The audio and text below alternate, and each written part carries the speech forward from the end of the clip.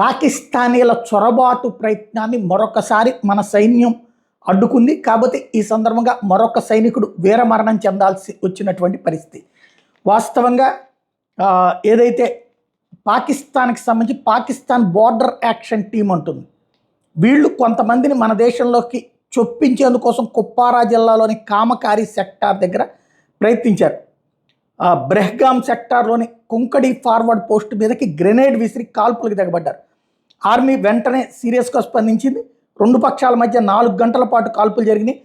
బ్యాట్లో ఉన్నటువంటి ఒక పాకిస్తాన్ని కాల్చి చంపారు. మరో ఇద్దరు దీంతో పాకిస్తాన్లోకి వెనక్కి పారిపోయారు. ఆర్మీ కెప్టెన్తో సహా తీవ్రంగా గాయపడిన 5గురిని శ్రీనగర్లోని ఆర్మీ బేస్ ఆసుపత్రికి తరలించారు. రైఫిల్ మ్యాన్ మోహిత్ రాథోర్ చికిత్స పొందుతూ తుదిశ్వాస విడిచారు.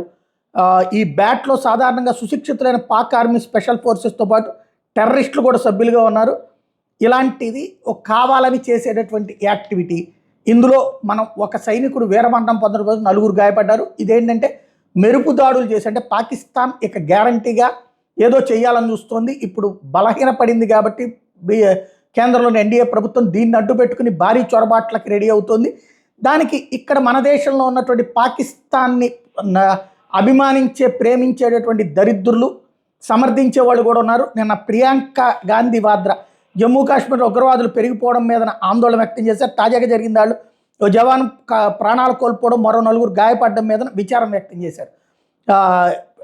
మోడీ వరుసగా 3వ ప్రధాన పగ్గాలు చేపట్టాక 49 రోజుల్లో కాశ్మీర్లో జరిగిన 14 ఉగ్రదాడుల్లో 15 మంది సైనికులు అమరులయ్యారు అన్నారు. అదే సందర్భంలో 48 మంది తీవ్రవాదుల్ని హతం చేశారు. పాయింట్ ఇక్కడే. పాకిస్తానుడికి కావాల్సింది ఇదే.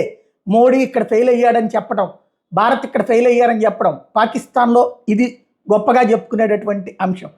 భారత రక్షణ విషయాల్లో ఈ దరిద్రం, రాజకీయ దరిద్రమే మనల్ని వెంటాడుతోంది.